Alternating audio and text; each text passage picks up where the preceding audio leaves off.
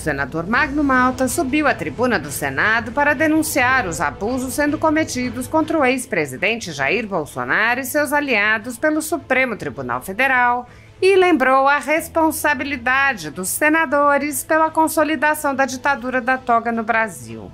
O senador apontou que a aceitação da denúncia contra o ex-presidente Jair Bolsonaro não configura nada de novo, mas o fechamento de um linchamento que vem há anos, há quase 7 anos. Eu, como testemunho ocular dessa tentativa de desmerecer, derreter, linchando a cada 30 segundos um homem. O senador disse: Jair Messias Bolsonaro. Começou-se uma perseguição sobre esse homem e um linchamento numa tentativa de tirá-lo do jogo político a todo momento. Magno Malta declarou: esta casa é responsável pela irresponsabilidade em que vive o Supremo Tribunal Federal. Quem está falando aqui é quem tem autoridade moral, porque eu sabatinei todos os 5 que lá estavam. E eles são um estelionato jurídico. Estelionato jurídico. Eu votei contra, votei aberto e profetizei o que iria acontecer. O senador lembrou declarações dos ministros Cristiano Zanin e Alexandre de Moraes, além do próprio Procurador-Geral da República, Paulo Gonet, em suas sabatinas, e disse: todos eles mentiram. Malta afirmou: se esses ministros não podem ser impeachmentados por esta casa com fato determinado, a responsabilidade é nossa.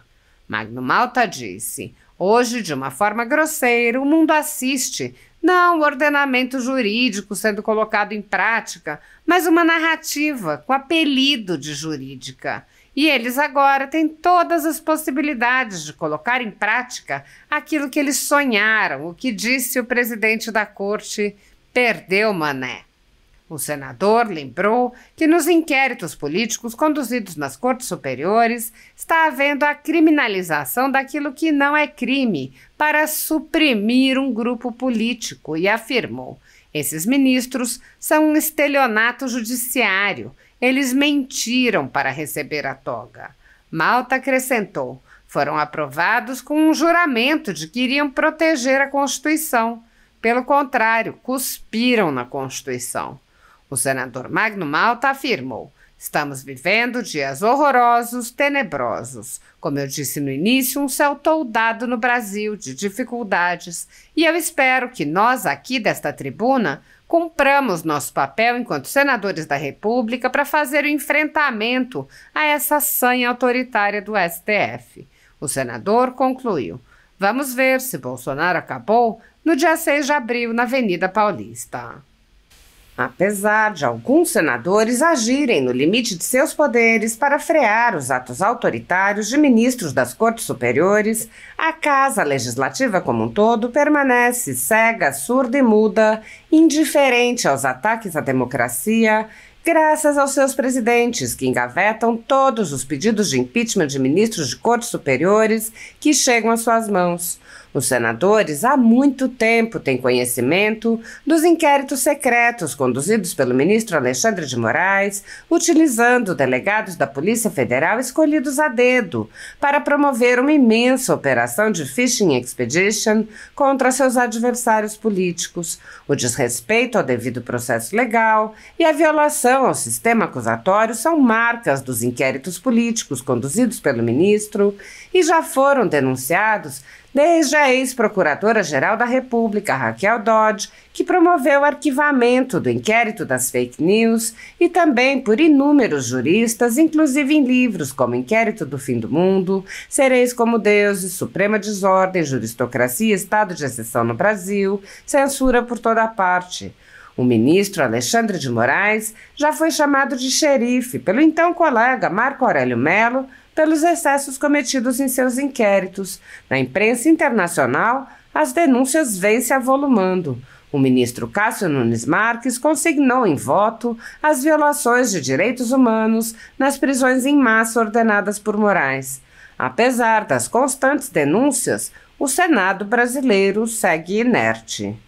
Os senadores sabem sobre os jornais que foram estourados e tiveram todos os seus equipamentos apreendidos, como a Folha Política, e sabem sobre os jornalistas perseguidos, presos e exilados. Os senadores não apenas foram informados sobre a invasão de residências de cidadãos e apreensão de bens, mas também viram sem qualquer reação operações contra seus próprios membros, o senador Harold de Oliveira e o senador Marcos Duval. Os senadores sabem que muitos meios de comunicação vêm sendo censurados há muito tempo. Os senadores souberam sobre a prisão do deputado Daniel Silveira em pleno exercício do mandato por palavras em um vídeo. Os senadores sabem que o ex-deputado voltou a ser preso por supostas violações a medidas cautelares que tinham sido impostas em um processo extinto pela graça presidencial. Os senadores sabem que a graça presidencial constitucional foi cancelada. Os senadores foram informados sobre a perseguição a jornalistas que são censurados, impedidos de exercerem sua profissão e têm bens e redes sociais bloqueados. Os senadores sabem que ativistas passaram um ano em prisão domiciliar sem sequer denúncia, obrigados a permanecer em Brasília, mesmo morando em outros estados. Os senadores sabem das violações a prerrogativas de advogados. Os senadores sabem sobre a prisão de Roberto Jefferson, presidente de um partido, e sua destituição do cargo a mando de Moraes. Os senadores sabem da censura a parlamentares. Os senadores sabem que jornais, sites e canais conservadores têm sua renda confiscada. Os senadores sabem sobre as prisões em massa, sem individualização de condutas, sob acusações descabidas. Os senadores sabem sobre as multas estratosféricas e confiscos de propriedade. Os senadores sabem que crianças ficam presas com seus pais, sem meios de sustento e em cautelares sem prazo para acabar. Os senadores sabem que Clériston Pereira da Cunha, o Clezão, morreu no cárcere com um pedido de soltura, aguardando que o ministro se dignasse a apreciar. Os senadores sabem que outras pessoas presas injustamente só foram soltas após a morte do preso político no cárcere. Os senadores sabem que há outros mortos. Os senadores sabem sobre os exilados políticos. Os senadores conhecem muitos outros fatos. Mesmo assim, todos os pedidos de impeachment, projetos de lei, requerimentos de CPI seguem enchendo as gavetas do presidente daquela casa. Há 6 anos, o ministro Alexandre de Moraes conduz, em segredo de justiça, inquéritos políticos direcionados a seus adversários políticos.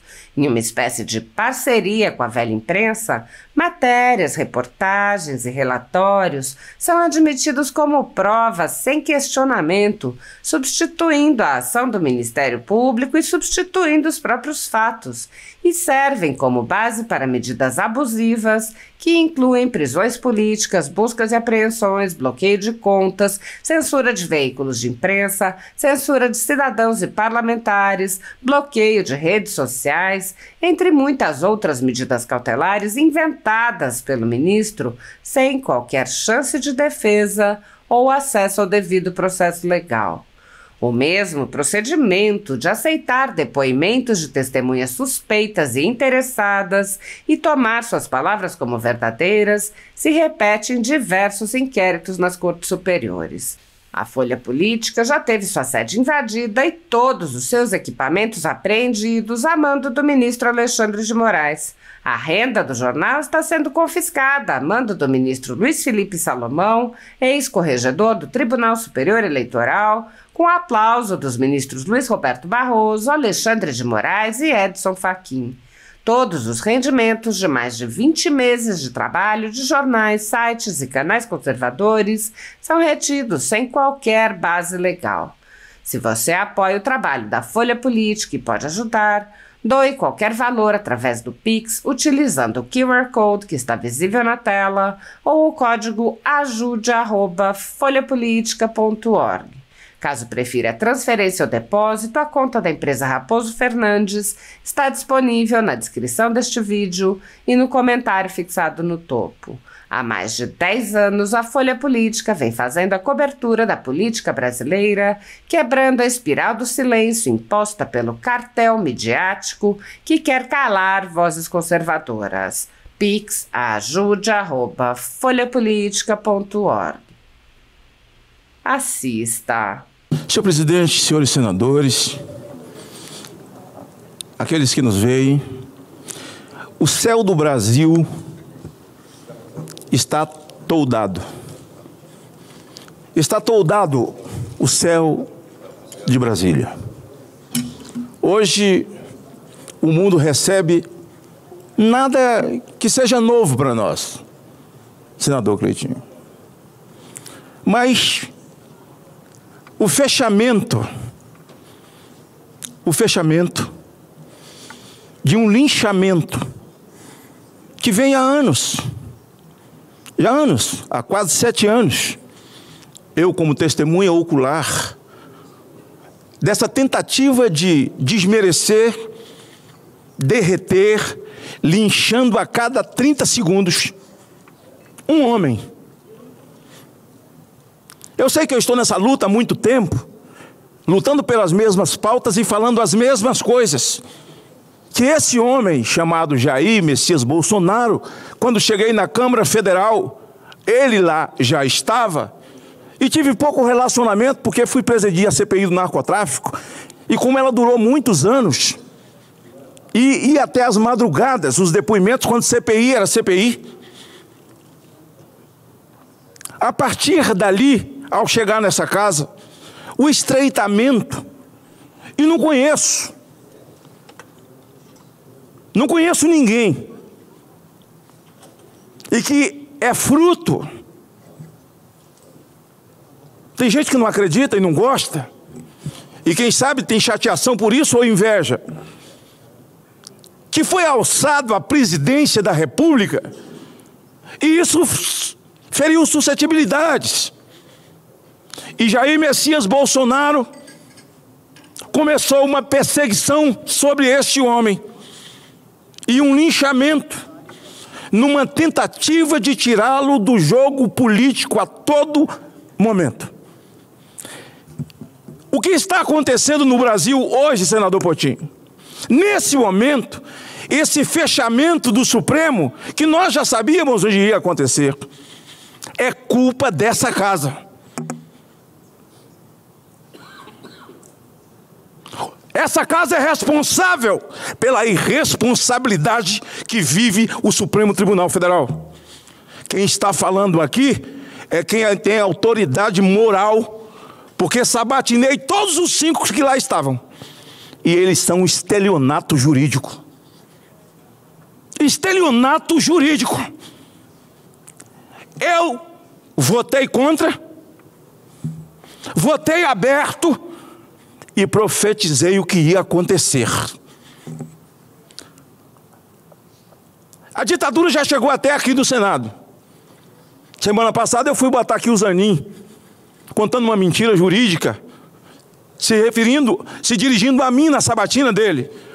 Agora essas crianças inocentes estão lá no Supremo, vítimas do ativismo judicial que se acelerou quando o presidente atual foi presidente, nos 4 anos de Pacheco, e agora muito mais, porque não guardaram a Constituição que confere a esse poder independência e mais poder que os outros poderes sobre o Supremo Tribunal Federal. Se hoje eles fazem o que fazem num contorcionismo, não é jurídico, de narrativas.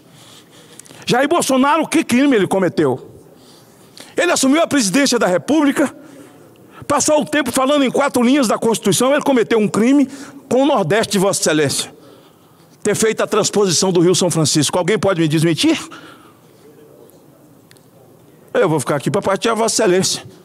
Ele fez o auxílio emergencial. O que ele fez? Qual crime ele cometeu? Comprou vacina, deu comida às pessoas. Se reuniu com embaixadores, é um crime? Qual é o crime? Não acreditar nas urnas, eu desacredito até hoje. Flávio Dino também falou a mesma coisa. Também falou a mesma coisa. O senhor Lupe, qual o crime que ele cometeu? Ciro Gomes, Brizola. Isso vai ficando no passado. Roberto Requião. Que crime ele cometeu? E aí o PGR que a gente recebe, a ele eu recebi, com respeito, senador veneziano. Recebi. O cara escreve uma peça, encontro do nada com coisa nenhuma. Para um PGR que troca a sua história por ter o direito de ser reconduzido. E aquilo que ele fala, ele falou completamente ao contrário comigo, dentro do meu gabinete. Os outros eu não recebi. Porque eu acho que uma sabatina, quando você faz um TCC, qualquer curso que você faz, você é sabatinado no TCC. O sujeito vem aqui, ele já quer sair aprovado a partir do encontro no seu gabinete. E todos eles mentiram. Todos eles mentiram. Uma ideia que começou no governo Temer, o PIX, que avançou no governo Jair Bolsonaro, ninguém passou fome. Depois veio o auxílio emergência, o Auxílio Brasil, que embora eu não goste do nome, mas que participei ativamente, senadores. Qual foi o crime? De ir para a rua? De subir num trio elétrico? De não ter passado a faixa, subido num trio? Narrativas e mais narrativas, recortes, delações em que eles condenavam na Lava Jato. Hoje, por exemplo, o Brasil é o maior exportador de proteína do mundo. E está faltando ovo. O maior exportador de carne, de proteína do mundo, os irmãos da JBS, que foi pego na Lava Jato. E a Lava Jato era uma maravilha para o Supremo quando só era o PT. Quando começaram a pegar o pessoal do PSDB, eles foram mudando de lado. E acabaram com a segunda instância. E agora está todo mundo inocente, todo mundo já foi inocentado. Formaram maioria para que os escritórios dos familiares, dos consanguíneos, eles não se julgassem impedidos. E aqui eu faço uma pergunta para o senhor Zanin, no dia que ele foi sabatinado, sobre se julgar impedido. Eu disse, se julgar impedido, por exemplo, quando o sujeito ele é a vítima, ele é o promotor, ele é o PGR e ele é o próprio julgador. Ele me dá uma resposta com base na Constituição. Parecia até verdade. Ninguém se julgou impedido, senhor Flávio Dino, pior, o Alexandre de Moraes, que faz aqui um discurso maravilhoso. Nunca ouvi ninguém falar tanto sobre liberdade como esse cidadão. Agora, se esses ministros não podem ser impeachmentados por essa casa, se eles são protegidos, ora, um fato determinado, 2, 3 fatos determinados, só essa casa pode, a Câmara não pode, a responsabilidade é nossa. A responsabilidade é nossa. Ora, eu sou o que acredito. Eu falo o que acredito. E eu não imito uma palavra daquilo que eu não tenho a prova para poder provar. E hoje, de uma forma grosseira, o mundo assiste, não o ordenamento jurídico sendo colocado em prática, mas uma narrativa jurídica, aliás, uma narrativa com apelido de jurídica, e eles agora têm todas as possibilidades de colocar em prática aquilo que eles sonharam. O que disse o presidente da corte, perdeu o mané. Nós estamos vivendo na época da deburocracia do batom.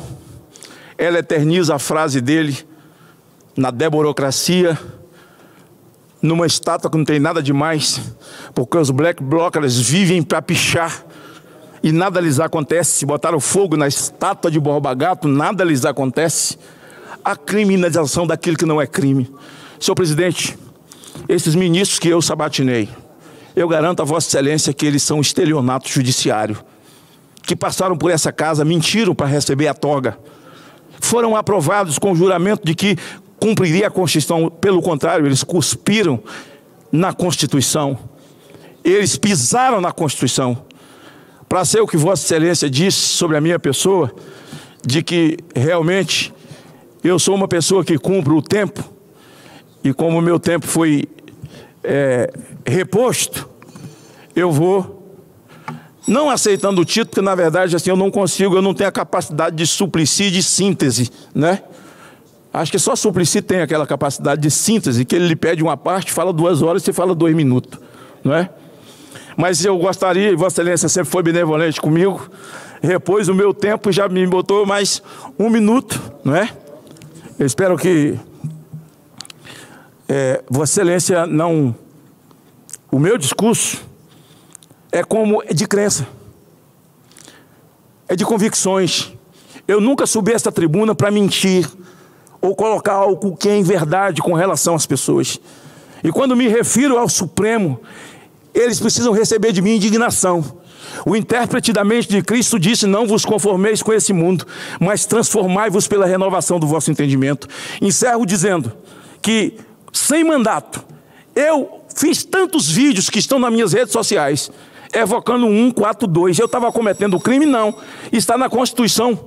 Mas o Toffoli, em Portugal, o ministro Toffoli, esse mesmo que agora perdoou Palocci, e o PGR está dizendo que não é para perdoar Palocci, porque a rapaziada do Lava Jato, eles todos estão na rua, e estão mamando já estão vivendo de novo, cometendo os mesmos crimes, e agora, como dizia o senador Marco Rogério, eles vão requerer o dinheiro de volta, porque eles são inocentados. O normal é devolver um dinheiro roubado que não lhes pertence, pertence ao suor do povo brasileiro. Ainda vem mais essa agora do FGTS, eu já vi essa agora, né? Empréstimo consignado, você vai emprestar o que é seu. O banco cobra 0,50 para seu dinheiro ficar lá do FGTS. Aí você vai pegar para pagar 3% de juro, 3% do dinheiro que é seu. Assim me engana que eu gosto, né? Você é mané. Você é mané, você vai perder, mané. Presta atenção, Brasil. Esse empréstimo, o empréstimo do Lula, como está, isso já é crime de responsabilidade, porque não existe isso. Essa coisa eu já vi no Ministério da Previdência, quando o senhor Paulo Bernardo era ministro, e por causa de empréstimo consignado de dinheiro de aposentado, ele foi preso. Ele foi preso na Lava Jato. Então esse filme eu já vi. Esse filme eu já vi. Então nós estamos vivendo dias horrorosos, tenebrosos. Eu disse no começo, um céu toldado no Brasil de dificuldades. E eu espero que nós aqui, do alto dessa tribuna, que é a nossa trincheira, cumpramos o nosso papel enquanto senadores da República, para que nós possamos fazer o enfrentamento a essa sanha autoritária que vive o Supremo Tribunal Federal. Vamos ver se Jair Bolsonaro acabou no dia 6, na Paulista, às 14 horas. Obrigado, senhor presidente. Obrigado, senador Magno. Senador Portinho, senador Isalci, por força regimental, há precedência aos líderes quando os mesmos requerem a fala. O senador Portinho o fez e, portanto, já estando presente em nossa tribuna, nós concedemos a palavra ao líder do PL, Carlos Portinho, pelo prazo de 5 minutos, pelo tempo de 5 minutos. Senador.